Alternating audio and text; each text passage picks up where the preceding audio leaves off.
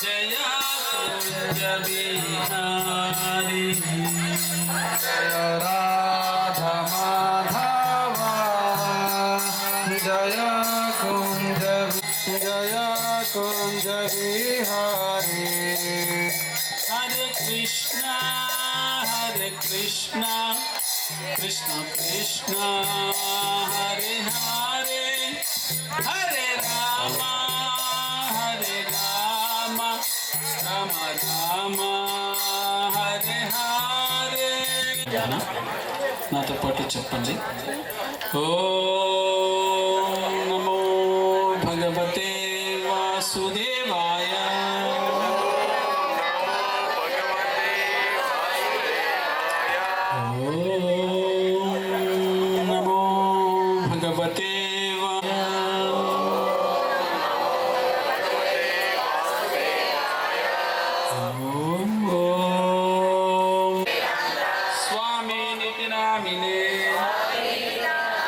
नमस्ते सारस्वती देवे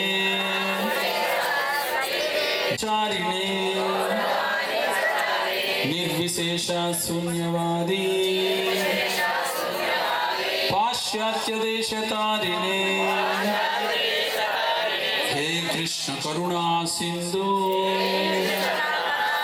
दीनबंधु जगत्पते गोपीश गोपिका कांत राधा कांत नमोस्तुते तप्त कांचन गौरांगी राधे वृंदावनेश्वरी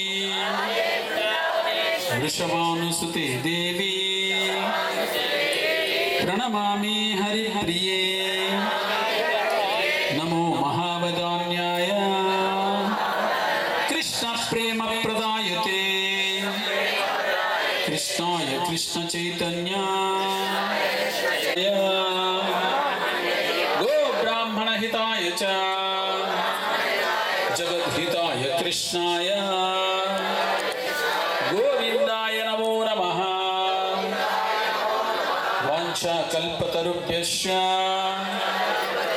कृपा सिन्धुभ्य एव च पतितानां पावनेभ्यो वैष्णवेभ्यो नमो नमः जय श्री कृष्ण हरा श्रीवासादि गौर भक्तवृंद हरे कृष्ण कृष्ण कृष्ण हरे हरे हरे राम राम राम हरे हरे हरे कृष्ण कृष्ण कृष्ण हरे हरे हरे राम राम राम हरे हरे हरे कृष्ण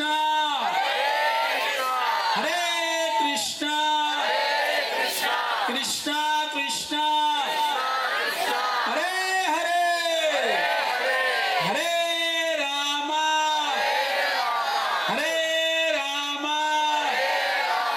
राम राम हरे हरे భగవద్గీతలో భగవంతుడు చెప్తున్నాడు యదా యదా హి ధర్మస్య గ్లానిర్భవతి భారత అభ్యుత్థానమధర్మస్య తదాత్మానం సృజామ్యహం పరిత్రాణాయ సాధూనాం వినాశాయ చ దుష్కృతాం ధర్మ సంస్థాపనార్థాయ సంభవామి యుగే యుగే.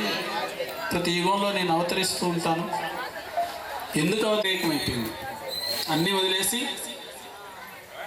జీవోడి గాడ్, ఇంగ్లీష్ తెలిసిన వాళ్ళు చాలా మంది ఉన్నారు కదా, గాడ్ కాన్షియస్నెస్ నుండి అంటే భగవంతుని యొక్క చైతన్యం నుండి జీఓడి కదా తిరగబడిపోయి డిఓజీ డాగ్ కాన్షియస్నెస్కి వెళ్ళిపోయినారు జనాలని. మళ్ళీ తిట్టించి రాయాలి మనమంతా ప్రభుపాద కృప వల్ల. శ్రేయస్ రూపేశ్వర చైతన్య ప్రభు కృపతో ఈ కడప ఈ ఇస్కాన్ మందిరం చాలా చక్కగా నడిపించబడుతోంది. ఆయనకి మూలం ఈ స్వలీన జయపతాక స్వామి గురు మహారాజుకి, వాళ్ళ గురువు గారు మా గురువు గారు ఆయనే. ఆయనకు గురు పరంపరలో పరమ పూజ్య ఏసీ భక్తివేదాంత స్వామి శ్రీల ప్రభుపాదికి అమెరికాలో మొట్టమొదట ఈ జగన్నాథ్ చిన్న విగ్రహం మాలతీ మాతాజీ అనే ఆమె ప్రభుపాద శిష్యురాలు స్వయంగా ప్రభుపాద దగ్గరికి తీసుకొచ్చింది. అమెరికా గుడి చేశాడు స్వామి అంటే బొమ్మలు తీసి అమ్ముకునే ఒక అంగడి ఉంటుంది అనుకోండి, దాంట్లో నుండి తెచ్చిందాను గిఫ్ట్గా ఇద్దాం స్వామికి అని. ఈయనతో కూడా ఇద్దరు ఉండాలనే, ఒక ఆయన తెల్లగా ఉంటాడు, ఇంకొక ఆమె పసుపుగా ఉంటుంది, చిన్న విగ్రహాలు ఉండాలనే అని చెప్పాడంట. పరిగెత్తపోయి ఉంటే మళ్ళీ తెచ్చి ఇచ్చారు. అప్పుడు ప్రభుపాద అనుకున్నారు జగన్నాథ రథయాత్ర అనేది ప్రారంభించాలి. హరిబో మొట్టమొదటిగా జగన్నాథ రథయాత్ర రాశారు. అంటే తలలన్నీ వెంట్రుకలు ఇప్పుడులాగా తెల్లగా అయిపోలేదు రండి, అందరికి బాగుండే.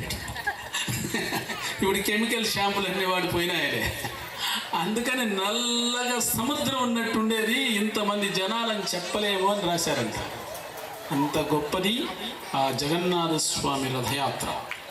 అటువంటి రథయాత్ర మనం ఇప్పుడు కడపలో జరుపుకోగలిగాం. మీ అందరి కృప వల్ల, భగవంతుని కృప మీకు ఇవ్వాలని ఉంది కాబట్టి. అందుకని మనం అనుకుంటుంటాం భగవంతుడు నేను దర్శించుకున్నాను అని. కాదు, భగవంతుడే మనకు దర్శనం ఇవ్వడానికి వీధుల్లోకి వచ్చేస్తాడు. కొంతమంది అసలు రారు గుడికి, వాళ్ళ మీద చాలా దయ చూపించాలి, రౌండ్గా ఉంటాయంట, ఆ చక్రం నుండి మనం బయట వేయాలా అని. భూలోకం, ముల్లోకాలు ఉన్నాయి కదా, ఊర్ధ్వలోకం, మధ్యలోకం, అధోలోకం. ముల్లోకాలని చూడడానికి ఆ కన్నులాగా తయారు చేసి పెద్ద కళ్ళు పెట్టుకున్నాడు. అందరి మీద కృప చూపించాలి. అందరికీ జన్మ మృత్యు జరావ్యాధి అనే ఈ నిజమైన సమస్య నుండి మిమ్మల్ని బయటపడేయాలి. ఎప్పుడన్నా మనం ఇంట్లో కూర్చొని కుటుంబ సభ్యులందరూ మనకు ఒక పెద్ద సమస్య ఉంది, ఏంటది? జన్మ మృత్యు జరా వ్యాధి అని ఎప్పుడైనా ఆలోచించామంటే లేదు. మన నిజమైన సమస్య అదే, గుర్తుపెట్టుకోండి. ఈరోజు జగన్నాథ్ వల్ల ఏం చేస్తాం? ఎం వాపి స్మరణ్ భావం చదంతే కళేవరం. చనిపోయేటప్పుడు స్మరించాలి ఆ భగవంతుని యొక్క నామాన్ని. ఇప్పుడు రథయాత్రలో అరుసునుంటే నాతో పాటు హరే కృష్ణ గోవింద నారాయణ అని, అప్పుడు మళ్ళీ కూడా అరవగలం.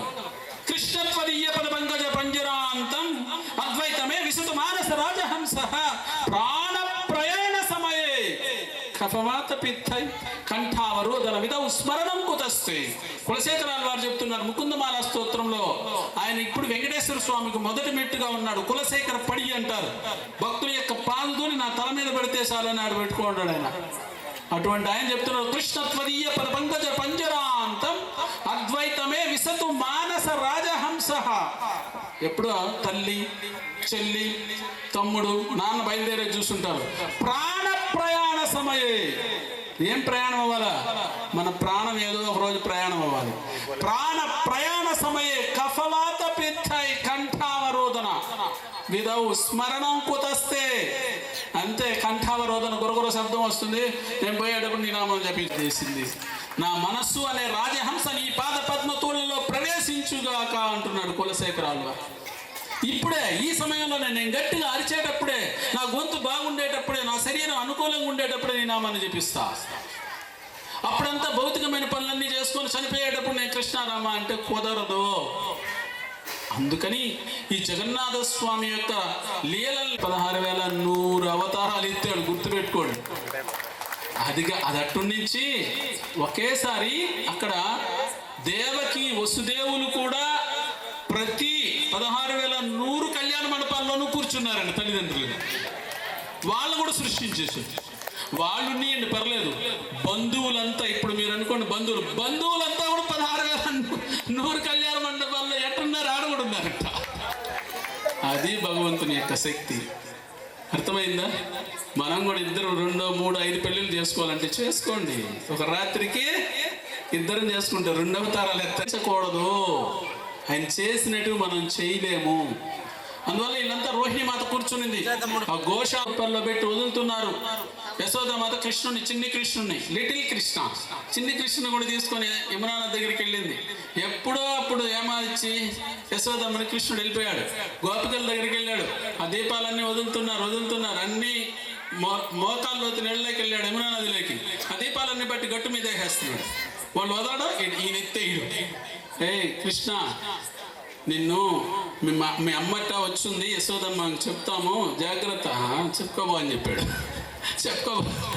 వాళ్ళు పరిగెత్తా వెళ్ళి యశోదమ్మ నీ కొడుకు చూడమ్మా, మా దీపాలు కార్తీక దీపం ఏదో పెడుతుంటే ఏమైనా అన్నీ తీసి బయట వేసేస్తున్నారు, ఇంత గట్టు మీద వేస్తున్నానమ్మా అని చెప్పాడు. నిజమే చెప్తాడు, ఎక్కడ అబద్ధం చెప్పాలో ఆడ చెప్తాడు. నిజమే చెప్పాడు. అవునా, ఎందుకు వేస్తున్నావు అని. ఏం లేదమ్మా, ఈ దీపాలన్నీ నేను యమునా నదిలో దిగానమ్మా, ఈ దీపాలన్నీ నేరుగా నా పాదాల దగ్గరకు వచ్చి కృష్ణ కాపాడు కాపాడు కాపాడు కాపాడు అని అరుస్తున్నాయమ్మా. అందుకని వాడిని కాపాడడానికి గట్టు మీద వేసేసానమ్మా, మునిగిపోతాయని భయం వచ్చింది నాకు అని. అవునా, ఇది భలే ఉంది. అటైతే యమునా నది మధ్యలో పోతున్నాయే, వాటిని ఎవరు కాపాడేదని యశోదమ్మ కావాలని. వాటి గురించి నాకు సంబంధం లేదమ్మా, అవి నా పాదాల దగ్గరికి రాలేదు కదా, అవి ఆడబోతున్నాయి, నాకు సంబంధం లేదన్నాడు. ఎవరైతే రథయాత్రతో కూడా వచ్చి ఎవరో వెళ్ళిపోయిన వాళ్ళని కాపాడమని నేనేడ కాపాడతాను, నా పాదాల దగ్గరికి ఎవరు వచ్చారు వాళ్ళని రక్షించే బాధ్యత నాది అని కృష్ణుడు ఆ లీల ద్వారా తెలియజేస్తున్నాడు. మీరందరూ రక్షణలోకి వచ్చేసారు. ఇస్కాన్ అనే గొడుగు ఎంతమంది వచ్చినా పెద్దది అవుతూనే ఉంటుంది నా ఇల్లు అని చెప్పాడు ప్రభుపాద. అట్టా ఇంట్లోకి వచ్చారు, మీకేం భయం లేదు. భక్తి చేస్తే ఏం లాభం? ఆహారం వస్తుంది మన దగ్గరికే, రెడీగా ఉంది. నీళ్ళు ఎన్ని కావాలో ఇస్తారు, వస్త్రాలు కూడా ఇస్తారంట. ఈ 3 వస్తాయి. భక్తి చేస్తే ఈ 3 అవే వస్తాయి. నువ్వు కొండ మీద కూడా భజన చేయి, నేను ఎన్నో చూశాను. ఎక్కడ నిర్మానుష్యమైన చోటుకెళ్ళి కూడా భజన చేయి, ఆడికి అన్నీ ఎత్తుకొని ఎవరో ఒకరు వచ్చి మనకు పెడతారు. భగవంతుడే పంపిస్తాడు. ఈ 3టికి ఇబ్బంది లేదు. ఎన్ని కావాలి మనకి? ఆహారము, నీరు, వస్త్రం చాలదా? ఇంకేమన్నా కావాలా? ఏం అవసరం లేదు. ఆ 3 సులభంగా లభిస్తాయంట. హరే కృష్ణ హరే కృష్ణ కృష్ణ కృష్ణ హరే హరే, హరే రామ రామ రామ హరే హరే. హరినామాన్ని ఎవరైతే జపిస్తారో వాళ్ళందరికీ అవి ఎప్పటికీ లోటు ఉండదు. ఇది భగవంతుడు చెప్పిన మాట. సరే, ఈ లీలలన్నీ చెప్తూ ఉంటే చక్కగా సుభద్రమ్మ వింటూ వింటూ వింటూ వింటూ ఆనందం అయిపోయి చెవులతో, ఇప్పుడు ఇంత పెద్దది ఉందనుకోండి, 9 లక్షల గోవులు బట్టి అంట షెడ్లు అంటే ఎంత దూరం ఉంటాయి.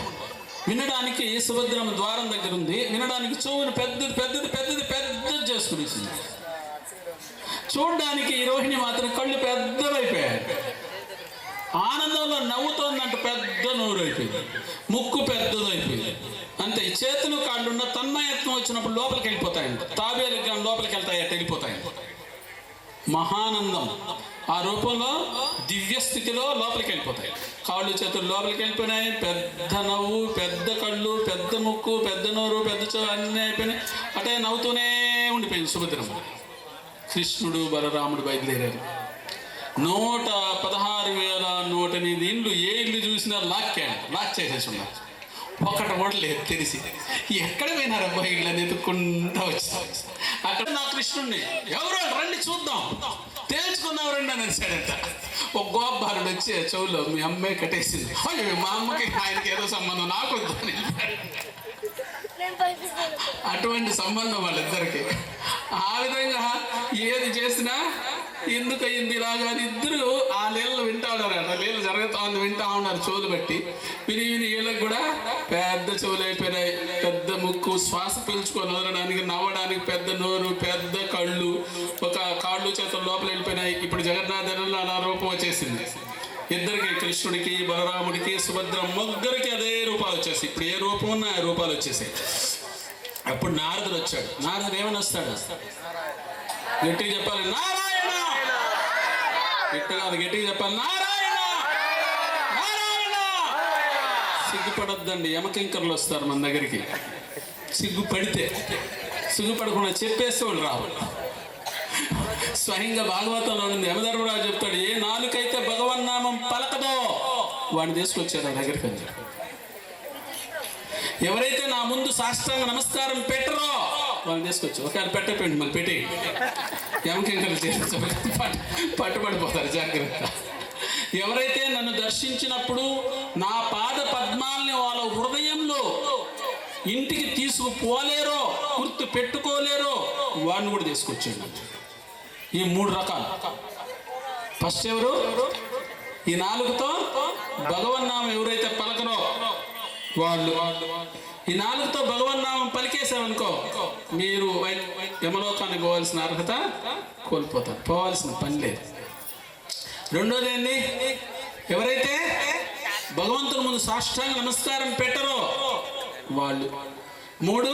మూడోది, ఎవరైతే భగవంతుని దర్శించారో పాద పద్మాల నుండి మోకాలు భాగం, కటి భాగం, ఛాతీ భాగం, ముఖారవిందం, కిరీటం, ఆయన వస్త్రధారణ, ఆయన చేతిలో ఉండే ఆభరణాలు, పిల్లన గురోవి, ఇవన్నీ దర్శించుకొని ఆ హృదయంలో పాద పద్మాలు, చరణాలు, భగవంతుని యొక్క చరణాలు వాళ్ళుగా నవ్వితే ఇల్లాడుస్తారు. అది ఇక్కడ కథ. అట్టుండకూడదు. ఎప్పుడు మనం పరదుఃఖ దుఃఖి, ఇతరులు ఏడుస్తే వాళ్ళ మీద దయ చూపించాలి. ఒకసారి కృష్ణుడు ఉన్నాడు, పైన సింహాసనం, కింద చిన్న సింహాసనం వేశారు నారదుడికి, దానికంటే కింద ఒక చిన్న సింహాసనం వేశారు, చిన్నది కింద, అటు కూర్చోవడానికి అనుకూలమైంది, పీటలాగా ధర్మరాజుకి. అప్పుడు నారదుడు కృష్ణుని సమక్షంలో ధర్మరాజుకి మానవుడు ఎలా ఉండాలో చెప్తున్నాడు. భాగవతంలో ఉంది ఇది. మానవుడు ఎలా ఉండాలి?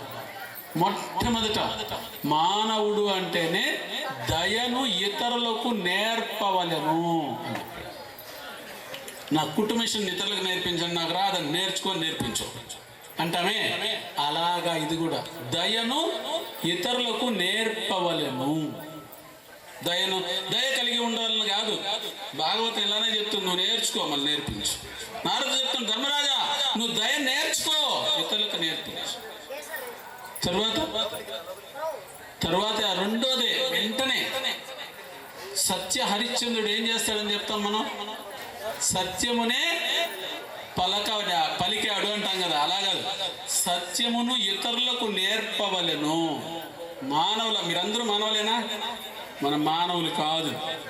ఎందుకు? మానవులైతే రాముడు ఎట్టున్నాడు అట్టుండాలా. రామాయణం చెప్తోంది, నేను రాముణ్ణి మానవ రూపంలో వచ్చాను, ఓ విశ్వామిత్ర, ఓ కౌసల్య సుప్రజ రామ పూర్వ సంధ్యా ప్రవర్తతే ఉత్తిష్ట భగవత్ స్వరూప అనొచ్చు కదా. విశ్వామిత్రుడు చెప్పాడు, చెప్పద్దు, ఉత్తిష్ట నరసార్థూల అని ఇప్పటికి కూడా మనం చెప్పుకుంటూనే ఉన్నాం సుప్రభాతం. ఎందుకంటే నేను నరుడుగానే చెప్పు అని చెప్పాడు. నరుడు అంటే ఎవరు? రాముడే. మనం ఎవరు? నరుల రూపంలో ఉండే మృగాలం. మనం మానవులుగా మారాలి, భక్తులుగా మారాల్సిన అవసరమే లేదు. మనం ఏమవ్వాలి? నన్ను కూడా కలుపుకుంటున్నాం, మిమ్మల్ని అనలేదు నేను. మనం ఏమవ్వాలి? మానవులు అవ్వాలి. ఫస్ట్ మానవులు అయితే మళ్ళీ మీరు భక్తులు అవుతారు ఆటోమేటిక్. మనం మానవులే కాకపోతే భక్తులు ఎలా అవుతామని చెప్పండి? భక్తులు అవ్వడానికి మనకి అర్హతే లేదు. కాబట్టి మనమంతా మానవులు అవ్వాలి అంటే 2 పూట్ల స్నానము చేయవలెను. చాలా మంది 2 పూటలు చేస్తూ ఉంటారు, చేయని వాళ్ళు కూడా చేయాల్సిందే. ఇది నారదుడు చెప్పాడు. ఒక పూట చేసేస్తే చాలు అనుకుంటుంటాం. లేదు, భాగవతంలో మనం చేయమని చెప్పి ఫారిన్ కంట్రీస్ వాళ్ళు అయితే వారం రోజులు కూడా చేయరు, సెంటు కొట్టుకొని పోతూ ఉంటారు. వాళ్ళ కోసం ఇవన్నీ రాసింది. మనకెట్టో భక్తి ఉంది, దేవుళ్ళు ఉన్నారు, మన పెద్దలు నేర్పించారు కొన్ని. తరువాత శరీరానికి స్నానం, మనసుకి ఒక మంత్రాన్ని జపించవలెను. 15 రోజులకు ఒక్కసారి ఉపవసించవలెను. అనవసరంగా వీర్యస్ఖలనము జరగకుండా చూడవలెను. పిల్లలు కావాలంటేనే సంతాన ఉత్పత్తికి ఆ స్థితిని కలిగి ఉండాలి. సరళంగా జీవిస్తూ ఉన్నతంగా ఆలోచించవలెను. ఇవి మానవుడు చేయాల్సిన పని. కులము, మతము, హిందూ, ముస్లిం, క్రిస్టియన్ ఏ తేడా లేదు. ఏ మానవుడైనా ఇవన్నీ చేయాల్సిందే. వాళ్ళ దేవుణ్ణి ప్రార్థించని కాక ఇది అవునా కాదా? కాబట్టి నారదుడు స్వయంగా చెప్తాడు, అటువంటి గొప్ప స్థితి కలిగిన వారు. అందుకని ఇటువంటి రథయాత్ర ఎందుకు వచ్చింది మళ్ళీ అంటే, స్వయంగా భగవంతుడు తన దగ్గరకు వచ్చే వాళ్ళందరినీ, ఇప్పుడు ఉదాహరణకి బద్రీనాథ్ ఉంది కదా, గంగా నది దగ్గర భగవంతుడు స్నానం చేస్తాడు. ఆయన వాష్రూమ్, అక్కడ నుండి బయలుదేరుతాడు, బాగా ప్రసాదం తీసుకుంటాడు. అది వంట రూమ్. ప్రసాదం తీసుకున్న తర్వాత వచ్చి డ్యాన్స్ చేస్తాడు, బాగా జీర్ణం అయ్యేదాకా. మళ్ళీ ఏం చేస్తాడంటే నేరుగా వచ్చి తిరుపతికి వస్తాడు, వడ్డీ వ్యాపారం చేస్తాడు, బిజినెస్ సెంటర్. ఆడు నేరుగా వెళ్ళి శ్రీరంగం వెళ్తాడు, కాసేపటి రెస్ట్ తీసుకుని. మనకెట్ట ఇంట్లో రూములు ఉంటాయో ఈ భారతదేశం ఎంత ఆయనకి ఇల్లు అయితే అందులో ఇవి రూములు అనమాట. అది భగవంతుడి యొక్క ప్రత్యేకత. అందుకని మనమంతా కూడా ఆ శ్రీరంగనాథుడి పరిస్థితి ఏంటంటే వెంకటేశ్వర స్వామి వచ్చిన వాళ్ళకి అభయం ఇస్తాడంట. ఆయన అట కాదు, పడుకొని ఎవరు రాలేదు వాళ్ళ గురించి ఆలోచిస్తాడంట. అయ్యో వీళ్ళంతా రాలేదే, వీళ్ళు ఎప్పుడు రాబోతారు, నా భక్తులు ఎప్పుడు కాబోతారు, వీళ్ళు వేయకుండా ఎప్పుడు తీసుకోవాలి అని ఆలోచిస్తా ఉంటాడంట పడుకొని. దాన్ని యోగ నిద్ర అంటారు. ఆ శయన ఏకాదశి నుండి స్వామి యోగ నిద్రకి వెళ్తారంటే అలానే మన మాత్రం నిద్రపోరు, ఆయన ఎప్పుడూ ఆలోచిస్తూనే ఉంటాడు. అందుకని పూరిలో స్వయంగా ఒకసారి ఏమైందంటే రథయాత్ర ఎందుకు వచ్చింది చెప్పి ముగిస్తా. ఎంతమంది వినాలనుకుంటున్నారు? ఆకలిగా ఉంటే తినండి, లేదంటే వినండి, అది మీ ఇష్టం. హరే కృష్ణ హరే కృష్ణ కృష్ణ కృష్ణ హరే హరే, హరే రామ హరే రామ రామ రామ హరే హరే, గోవింద గోవింద గోవింద.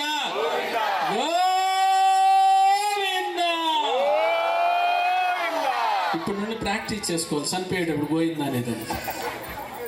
ఇప్పుడే అనలేదు అనుకో మళ్ళీ ఏమంటాను, మళ్ళీ అనడానికి కూడా ఛాన్స్ ఉండదు.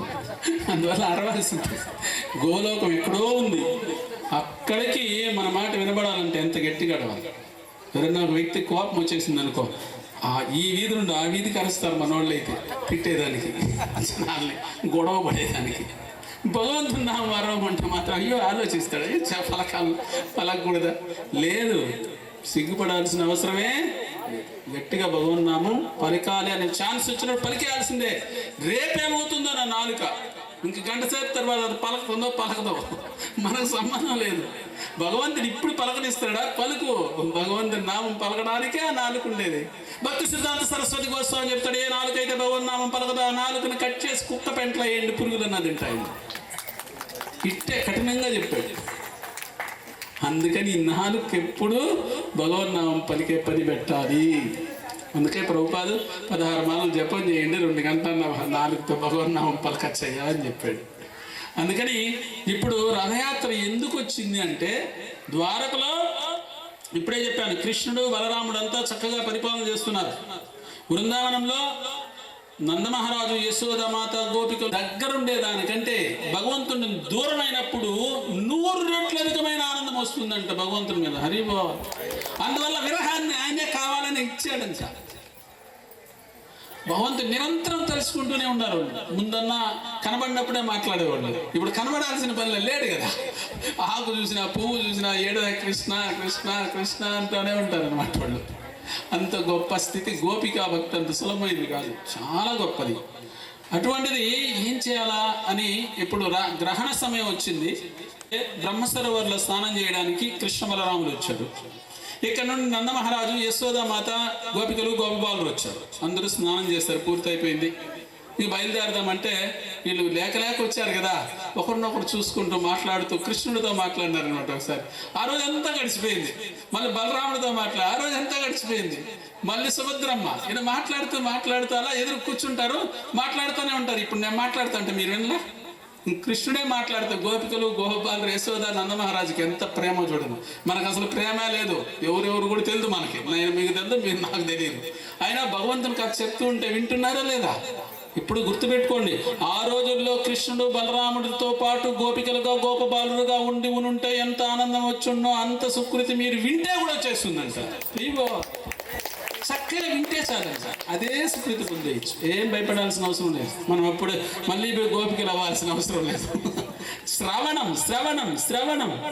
ఎప్పుడైతే ఎవరైతే శ్రవణం చేస్తారో వాళ్ళ ఇంటికి వెళ్ళి మనన చేసుకోవాలి. మనన చేస్తే కావడానికి ఒక ప్రార్థన చేయమంటున్నాడు కృష్ణదాస్ కవిరాజ గోస్వామి. ఇవన్నీ చెప్తే బలదేవ విద్యాభూషణులు చెప్తారు, ప్రార్థన చేయి, భగవంతుడి నుంచి వినాలి వినాలి వినాలి వినాలి అని ప్రార్థన చేయి, లేకపోతే అంత దొరకదు. శుశ్రూష శ్రద్ధ దానస్య వాసుదేవ కథారుచి మహస్యామయ విప్ర పుణ్యతీర్థ నిషేవనాథ్. ఎవరైతే కృష్ణ కథను వినగలరు అంటే, ఓ విప్రులారా పుణ్యతీర్థులారా, సమస్త పాపతూరులైన మహాత్ములకు ఎవరైతే సేవ చేస్తారో వాళ్లే వినగలరు. ఎప్పుడన్నా ఆవిలింపు వచ్చిందనుకో చిటికేసుకోవాలి, దయ్యాలు వెళ్ళిపోతాయి, జాగ్రత్త. భాగవతంలో ఉంది, నేను చెప్పరా. ఎవరు అలా జరిగింది తెలుసా? వ్యాస భగవాన్ భార్య జాబలి ఆవిలిస్తూ ఉంటే సుఖ మహర్షి పక్షి రూపంలో నేరుగా వచ్చి కడుపులోకి వెళ్ళిపోయాడు. పర్వాలేదు, భాగవతం ఇచ్చాడు మనకు. రాధారాణి పెంపుడు చిలుక, కానీ మనం ఆవలిస్తుంది. అందుకని చెప్పాను, తమాషకి చెప్పాను, ఎవరైనా కోపకి ఇచ్చుకోవద్దండి. నేను శాస్త్రాలు చక్కగా ప్రతిదీ వివరిస్తాయి. ఇక్కడ మనం ఏం చెప్పుకుంటున్నాం? రథయాత్ర ఎలా వచ్చింది చెప్పుకుంటున్నాం. అదే సమయంలో ఇక్కడ ఈ విధంగానే ఒకరికి ఎదురు కూర్చొని మాట్లాడుకుంటూ ఉండిపోయి కాలం గడిపేస్తుంటే అక్కడ నుండి లెటర్ వచ్చింది ద్వారక నుండి. ఎన్ని రోజులు? వారం అయిపోయిందంట. ఎన్ని రోజులు ఇలానే ఉంటారు, ఇక్కడ రాజ్య పరిపాలన కుంటుపడుతోంది, రావాల్సిందే అని లెటర్ చూసాడు. బలరాముడు కోపం వచ్చింది. ఏం కృష్ణ ఇదే పని నాకు కూర్చుని మాట్లాడుతుంది, ఏం పదం బా అన్నది. ఇది అయ్యే పని కాదని ఆలోచించారు. యశోదమ్మకి చెప్పారు, నువ్వు పోయి కృష్ణుని గట్టి. నందమహారాజు చెప్పారు, నువ్వు పోయి బలరాముని గట్టి. నువ్వు గోపిల్కి చెప్పారు, నువ్వు సుభద్రమ్మని గట్టి. అంతే, రథాలు కేసి కట్టేస్తాడు. అది ఎట్టబోతారో చూస్తాం. ఎప్పుడో వెళ్ళిపోయినారు ద్వారకి, ఒక్కసారైనా బృందావనం వచ్చేది లేదా మీరు అని కురుక్షేత్రం నుండి గోపికా భావనతో కృష్ణ గోవింద మా ఇంటికి రెండయ్యా, బృందావనం రెండయ్యా అని ఈ రథాలను ఇప్పుడు లాగింది కూడా మీరంతా గోపికా భావంతో లాగారు కాబట్టి మీకు అంత ఆనందం వచ్చింది. హరివో లాక్కొని ఎక్కడికి వచ్చేసారు? నేరుగా బృందావనంకి. అదే ఇప్పుడుండే జగన్నాథ్ పూరి టెంపుల్ కురుక్షేత్రం అయితే, ఆ నుండి గుండీచా మందిరం అనేది బృందావనంతో సమానం. అందుకని అక్కడికి తీసుకెళ్ళారు. ఇంకా తీసుకెళ్తే ఆ రథాల మీద స్వయంగా 18 చక్రాల రథం కృష్ణుడికి, మరియు బలరాముడికి 16 చక్రాల రథం, మరియు సుభద్రమ్మకి 14 చక్రాల రథం. దాని రథసారకులు, దారుకుడు, మాతలి. కృష్ణుడికైతే దారుకుడు. మన టైం లేదు కాబట్టి చెప్పడంలే. ఆ రథాలంట స్వయంగా ఏ చెట్టు కొట్టి మళ్ళీ రథం తయారు చేయాలో అక్షయ తృతీయ ఏం గుర్తొస్తుంది? బంగారం కాదు. అక్షయ తృతీయ రోజు స్వయంగా జగన్నాథునికి రథం చేయడం ప్రారంభిస్తారు. హరివో. అప్పటి నుండి ఇప్పుడు రథయాత్ర వరకు తయారు చేసి రెడీ చేస్తారు. ప్రతిసారి కొత్త కారు అంటే భగవంతుడికి ప్రతి సంవత్సరం రావాలంటే కొత్త కారు కావాలి, పాత కార్లు పనికిరావు. అందుకని మళ్ళీ ఈ రథాన్ని అంతా కొట్టి మళ్ళీ కట్టెలతో భగవంతుని నైవేద్యాలకు వండేస్తారు. వంట చేసేటప్పుడు లక్ష్మీదేవి వెలిగించిన పొయ్యి ఇప్పటికీ అలానే ఉంది, ఇప్పటికే ఉంది. ఒక కుండ మీద ఒక కుండ 7 కుండలు పెట్టి బియ్యము పప్పు అన్నీ వేసారనుకో, ఒక కుండలో బియ్యము అన్ని, ఇంకొక కుండలో పప్పు, అట్టి ఏం వేసినా కూడా 7 కుండలు ఉడికిపోతాయంట, దించేయచ్చు. అంత ప్రత్యేకత. ఆ వంటశాలే ఒక ప్రత్యేకం. స్వామి ఆ వంటశాల నుండి ప్రతిరోజు చెప్పని పోగా 54 రకాల వంటకాలు కొత్త కుండల్లోనే చేసి స్వామికి అర్పిస్తారు. తిరిగి ఆ కుండ మళ్ళీ వాడాలి, మళ్ళీ కొత్తవే.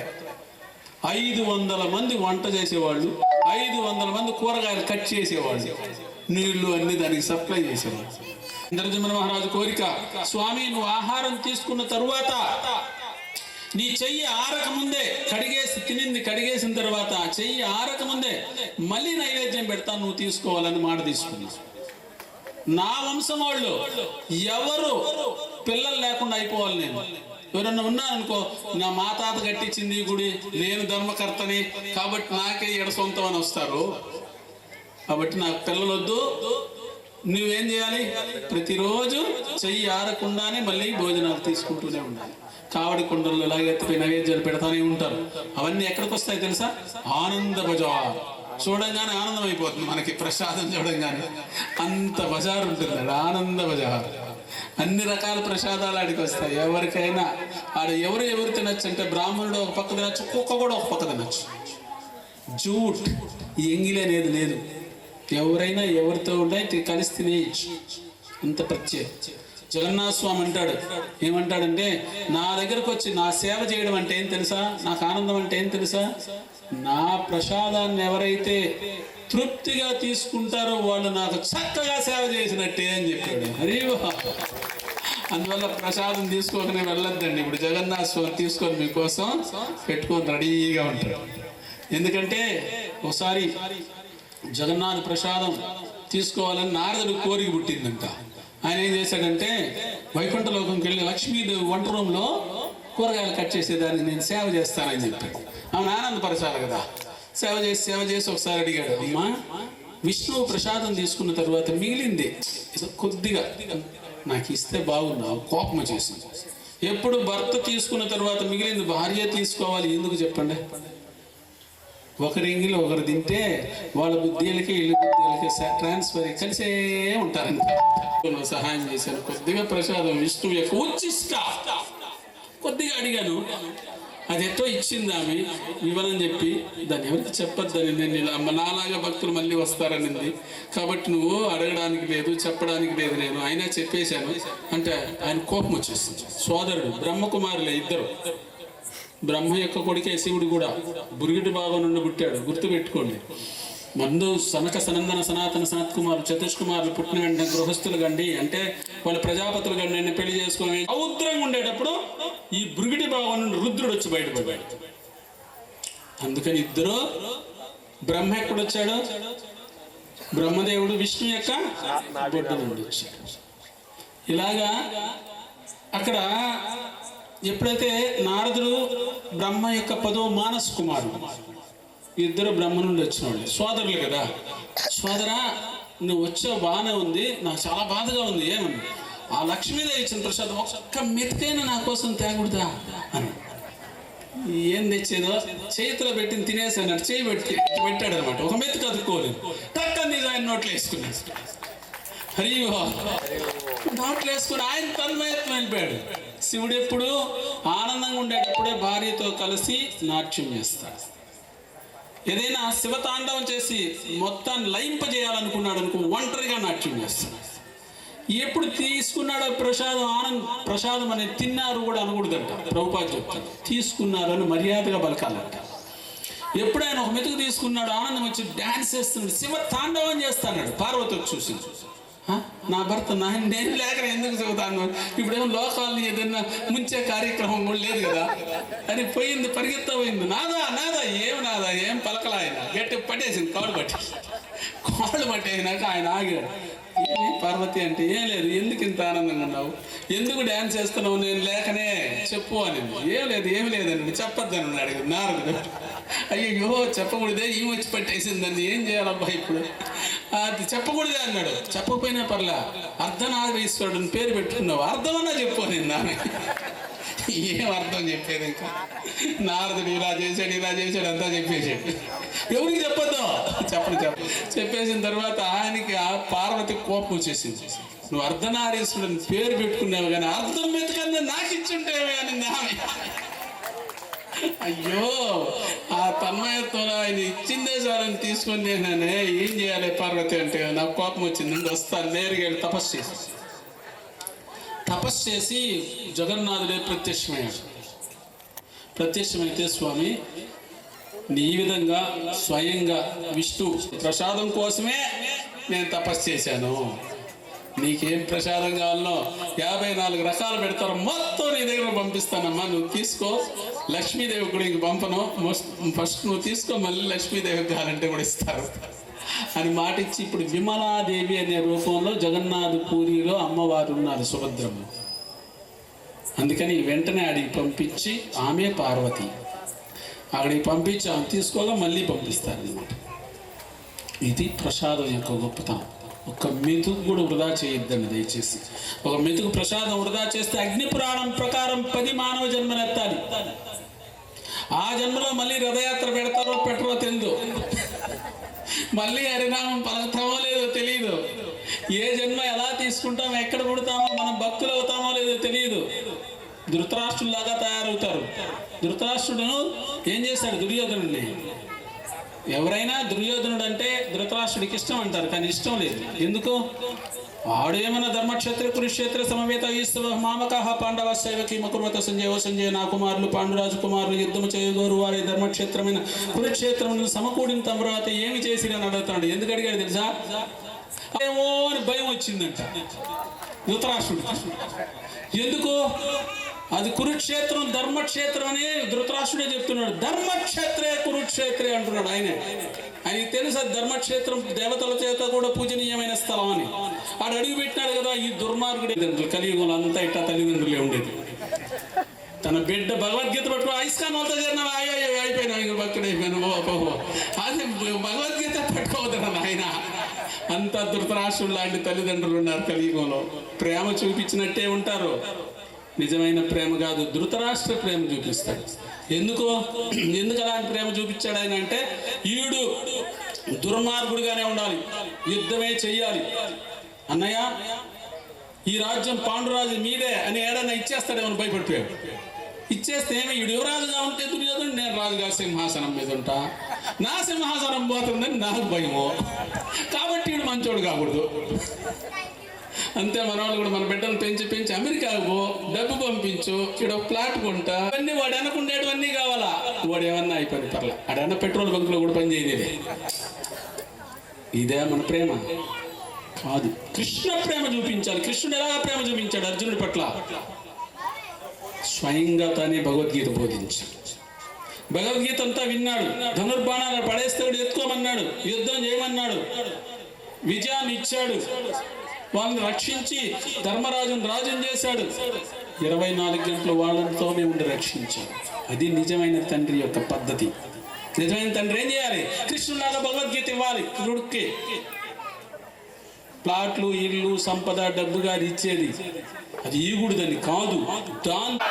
హరే హరే హరే కృష్ణ హరే కృష్ణ కృష్ణ కృష్ణ హరే హరే రామ రామ రామ హరే హరే గోవింద గోవింద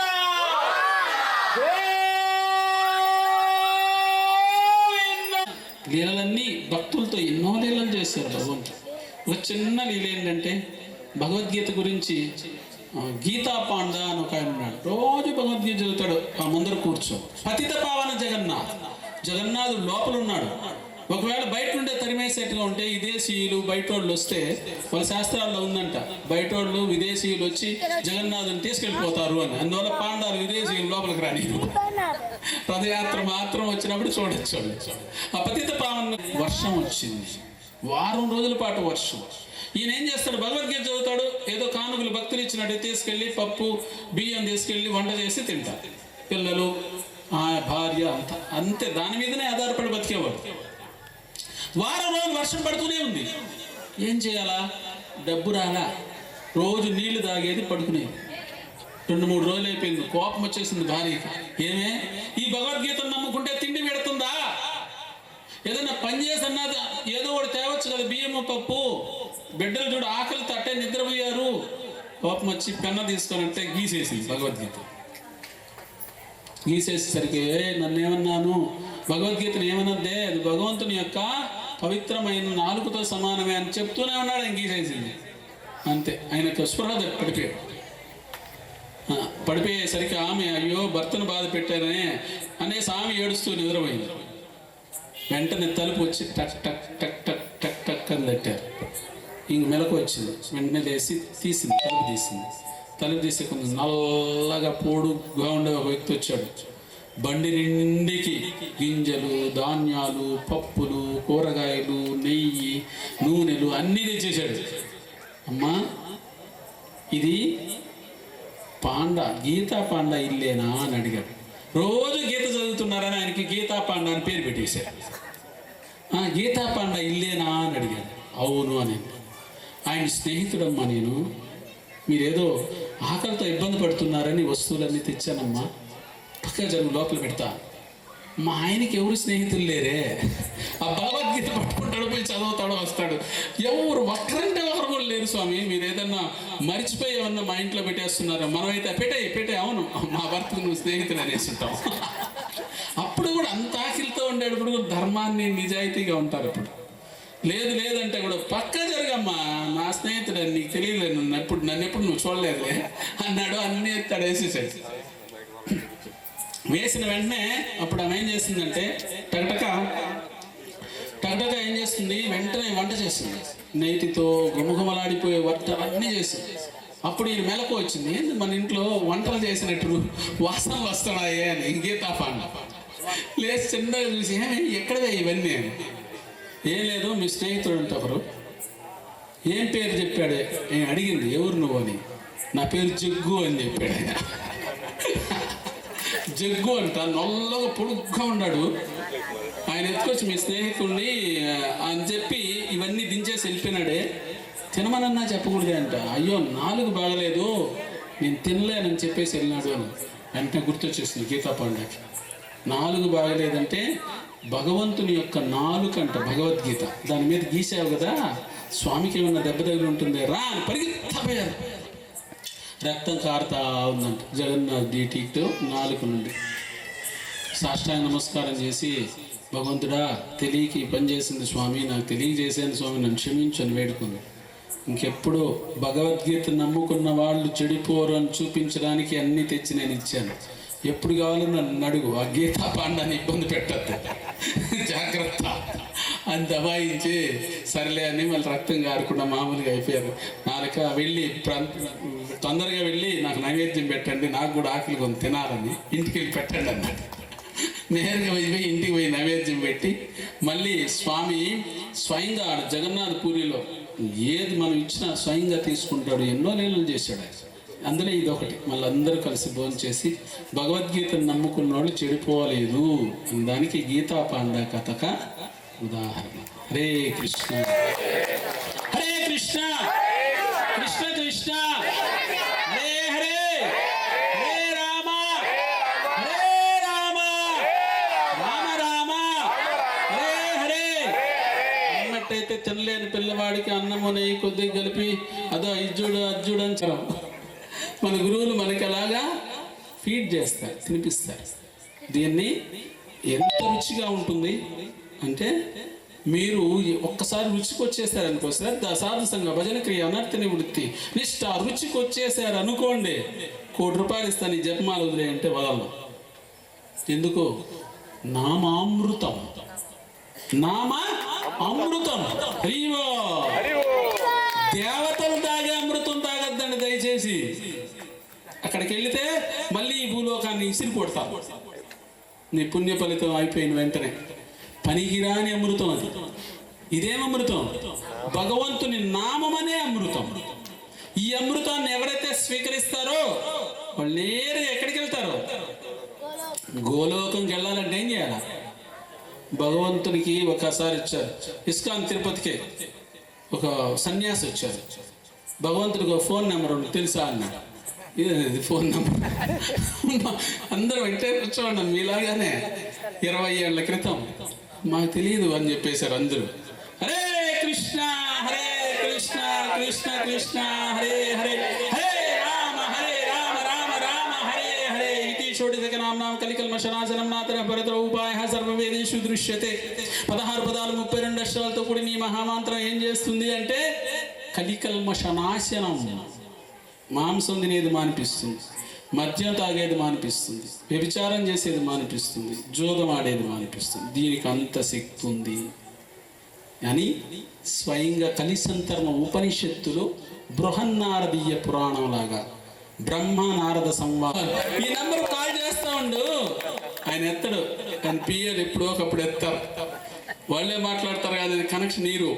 ఒక్కసారిగా ఆయన మాట్లాడేస్తే ఆయనకు వచ్చిన స్థితి ఏంటంటే మళ్ళీ నీతో మాట్లాడుతానే ఎప్పుడు పిలిస్తే అప్పుడు వస్తాడు. ఆ వీక్నెస్ అనమాట. అందువల్ల ఆయన మాట్లాడినారు ఆయన అసిస్టెంట్లు.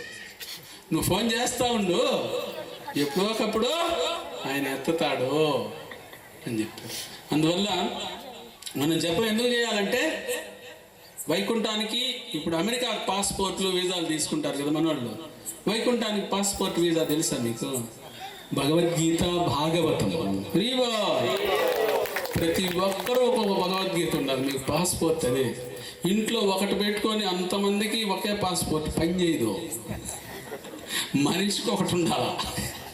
వాళ్ళ భగవద్గీత వాళ్ళు చదువుకోవాలా, ఎటువరే చదివే ఎందుకు చదివేమని. మా ముందులే స్వామి అంటే కుదరదు. ఎయిర్పోర్ట్కి వెళ్ళి అమెరికా పోతాం, మా ఇద్దరికి ఒకే పాస్పోర్ట్ అంటే కూడా భార్యాభర్తలు సిరి సగం అంటే కూడా మమ్మల్ని ఏం పంపిరు. ఆ విధంగా మనం ఏ విమానం ఎక్కాలి? పుష్పక విమానం ఎక్కాలి. దానికి పాస్పోర్ట్లు, వీసాలు, భగవద్గీత భాగవతం తీసి చదవాలా. టికెట్ డబ్బేంది? హరే కృష్ణ హరే కృష్ణ కృష్ణ కృష్ణ హరే హరే రామ హరే రామ రామ రామ హరే హరే. హరే కృష్ణ మహామంత్రం జపం చేయడమే. ఈ టికెట్కి సరిపడే డబ్బు వచ్చేసింది అనుకో, పుష్పమానం వస్తుంది. ఎక్కడికి వెళ్ళొచ్చు? వైకుంఠంకి వెళ్ళొచ్చు.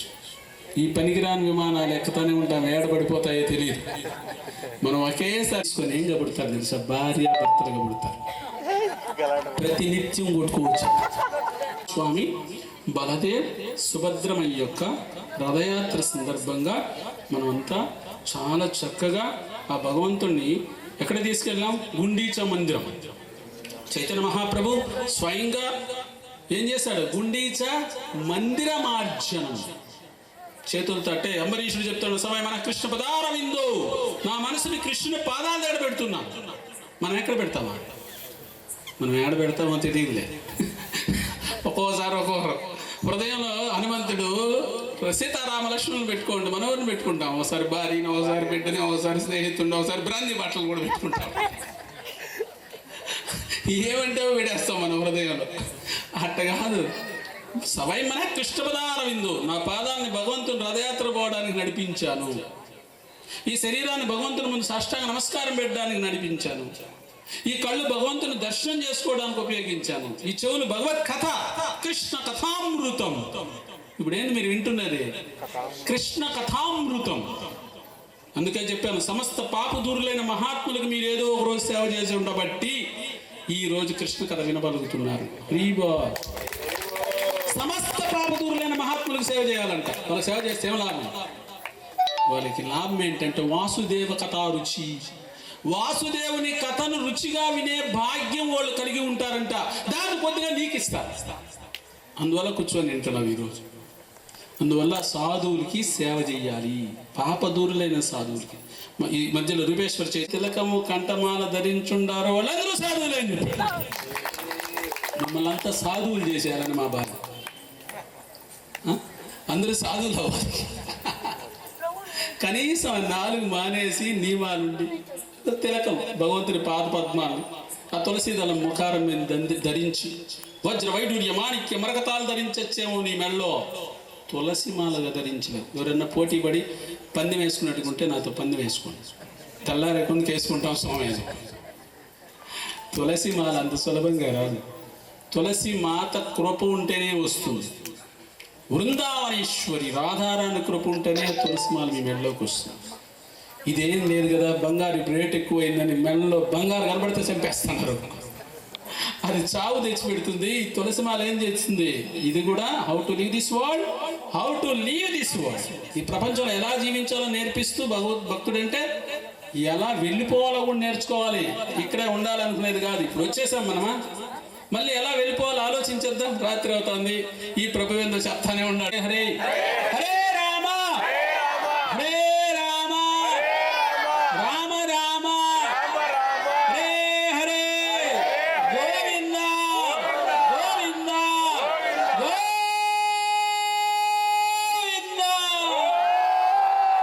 నారాయణ నారాయణ నారాయణ.